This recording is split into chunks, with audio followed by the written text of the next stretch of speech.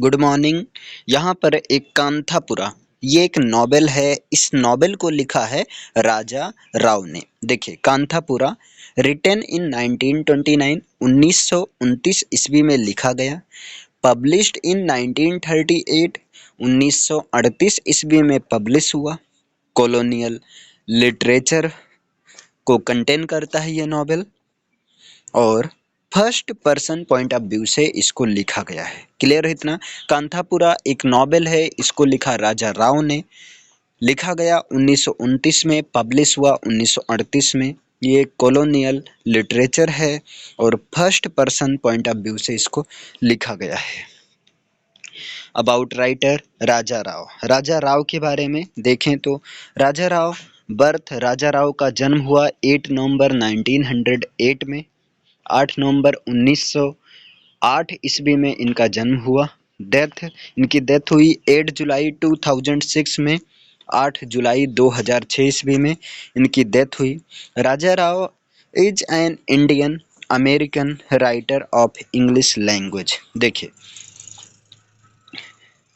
राजा राव एक Indian writer थे, लेकिन American writer of English language के अमेरिकन राइटर से काफ़ी ज़्यादा प्रभावित थे, या इसको कह सकते हैं इंडो अमेरिकन राइटर थे। वन द साहित्य अकेडमी अवार्ड। देखिए, राजा राव ने साहित्य अकेडमी अवार्ड को जीता। पद्म भूषण, है ना, पद्म भूषण अवार्ड को विन किया, जीता। और इसके साथ में नॉस्डेट इंटरनेशनल प्राइज फॉर लिटरेचर। ठीक, नॉस्डेट इंटरनेशनल प्राइज फॉर लिटरेचर भी इनको लिटरेचर के लिए प्राइज मिला। इनका फेमस वर्क है कांथापुरा और दूसरा द सरपेंट रहेगा, सॉरी यहाँ टी रहेगा, the serpent and the rope. ये इनका दो फेमस वर्क है। राजा राव का फेमस वर्क है कांथापुरा और दूसरा है the serpent and the rope. Characters of Kanthapura. Kanthapura का क्या कैरेक्टर्स है तो देखिए, कांथापुरा के जो कैरेक्टर्स हैं, कई सारे इसमें कैरेक्टर्स हैं। पहली कैरेक्टर है अचक्का, ठीक, अचक्का। और दूसरी कैरेक्टर हैं केंचम्मा, है ना, कंचम्मा इनको बोलेंगे, कंचम्मा। ये एक गॉडेस हैं, एक देवी हैं। ठीक, पहली कैरेक्टर है अचक्का जो कि कहानी को बताती है, नरेटर हैं। दूसरे कैरेक्टर हैं कंचम्मा जो कि एक गॉडेस हैं, देवी हैं कांथापुरा गांव की। ठीक है, और मूर्ति और भट्टा। ठीक, मूर्ति और भट्टा ये दोनों ब्राह्मण्स हैं और पॉपुलर इन विलेज, गांव में बहुत ज़्यादा पॉपुलर हैं। पटेल रंगे गौड़ा हैं। नेक्स्ट कैरेक्टर कौन है? पटेल रंगे गौड़ा हैं। और कौन से कैरेक्टर हैं? जय रामाचार हैं, है ना, जय रामाचार हैं। नेक्स्ट कैरेक्टर बड़े खां, एक मुस्लिम पुलिसमैन है। ठीक, और नेक्स्ट कैरेक्टर है साहिब जो है लॉर्ड ऑफ कॉफ़ी स्टेट का एक लॉर्ड है जिसका नाम है साहिब। ठीक, नेक्स्ट कैरेक्टर है रंगम्मा रिच विडो। रंगम्मा एक रिच विडो है, एक अमीर विधवा है। नेक्स्ट कैरेक्टर है स्वामी। ठीक, स्वामी के बाद में कैरेक्टर हैं कुली वर्कर्स, इसमें कुली वर्कर्स हैं। और कैरेक्टर हैं वासुदेव, रचना, है ना, Ranchi.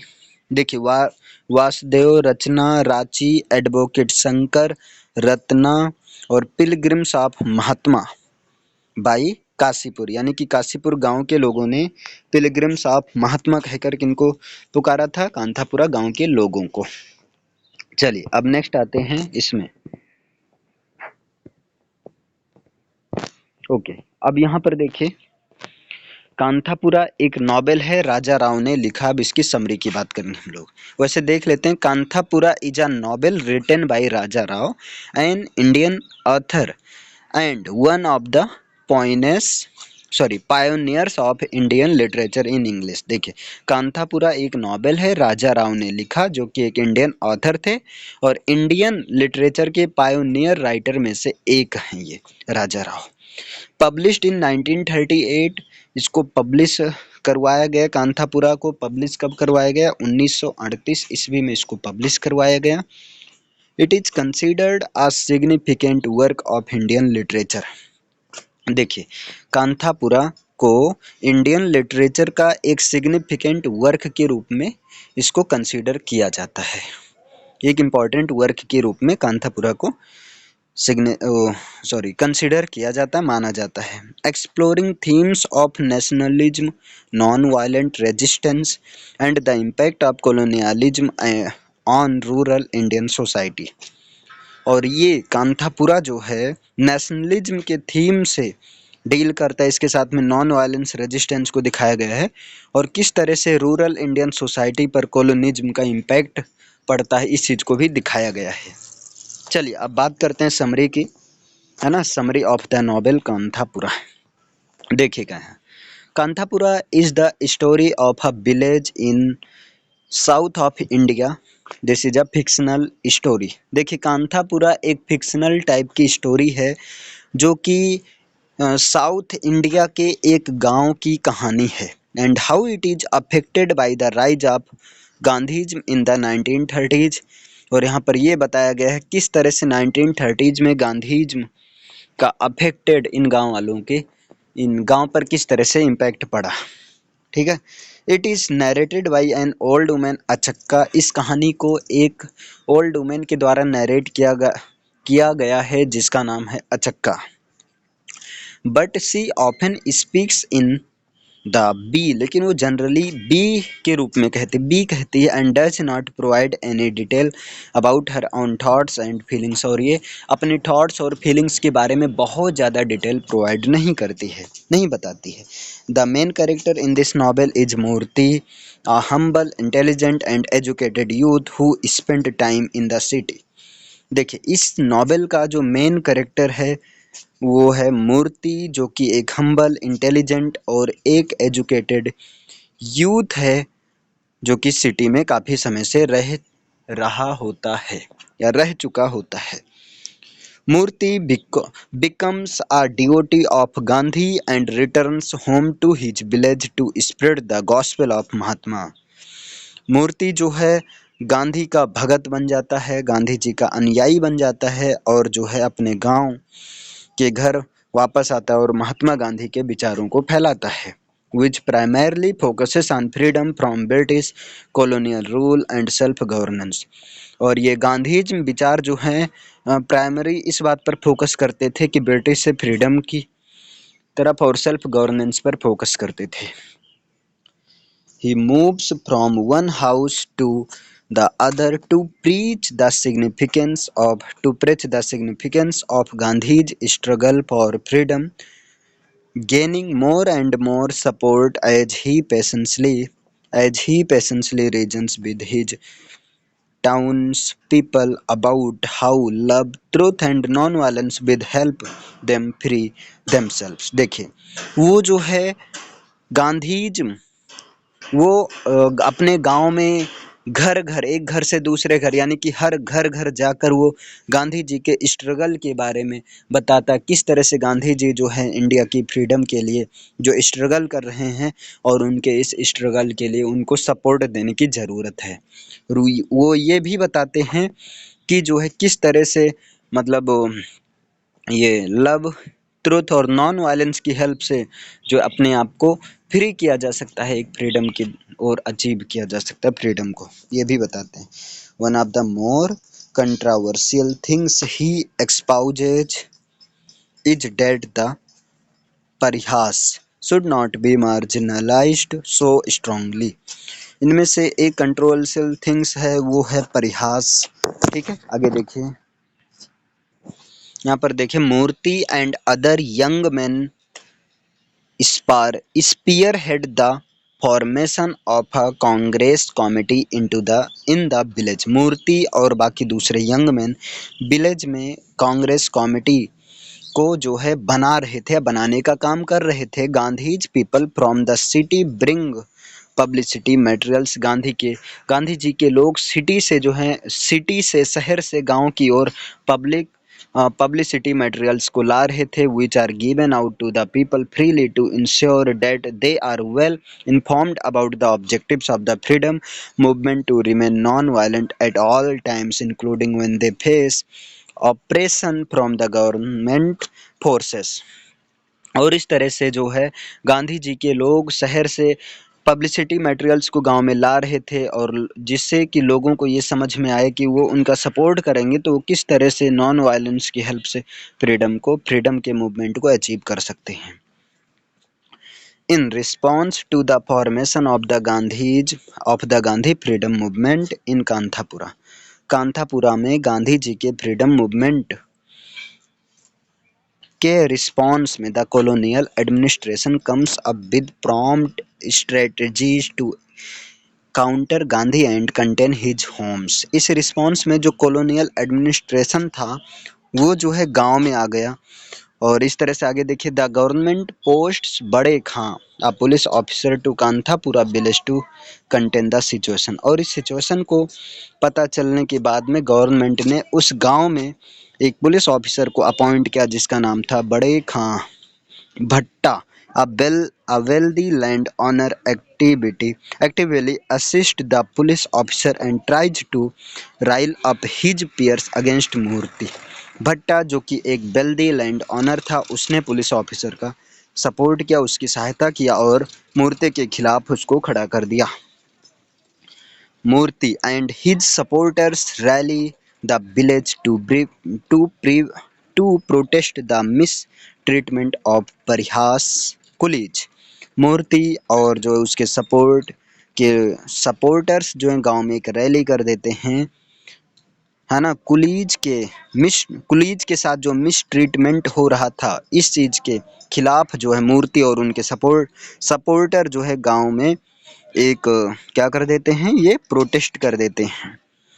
In the local British plantation, है ना, लोकल ब्रिटिश प्लांटेशन में, और जिसका नाम है Skeffington coffee estate, they demonstrate and yell out support of Gandhi. और ये सब जो है गांधी जी के सपोर्ट में आ गए। And the colonial police respond by wounding many villagers and arresting others. और ये जो कॉलोनियल पुलिस ऑफिस, यहाँ पर पुलिस थे, इनको नियुक्त किया गया और ये विलेजर्स पर एक तरह से अटैक करने लगे। This move leads to rigorous protest outside the coffee states as villagers demand justice. जैसा कि इस कॉफ़ी स्टेट जिसका नाम था इसके फिंगटन कॉफ़ी स्टेट में ये जो विलेजर्स हैं वो जस्टिस का डिमांड कर रहे थे। ठीक है, आगे क्या होता है, this time the colonial government respond more ruthlessly. इस बार फिर से जो है जब डिमांड कर रहे थे तो इस बार जो ब्रिटिश कॉलोनियल गवर्नमेंट थी वो बहुत ज़्यादा रूथलेसली मीन्स बहुत ज़्यादा गंदे तरीके से व्यवहार करने लगी। The police do not spare the old children and women during the picketing. और इस तरह से पुलिस ने इस पिकेटिंग के दौरान बूढ़े बच्चों यहाँ तक कि औरतों को भी नहीं छोड़ा। The coolies working in the Skeffington coffee farm get angry.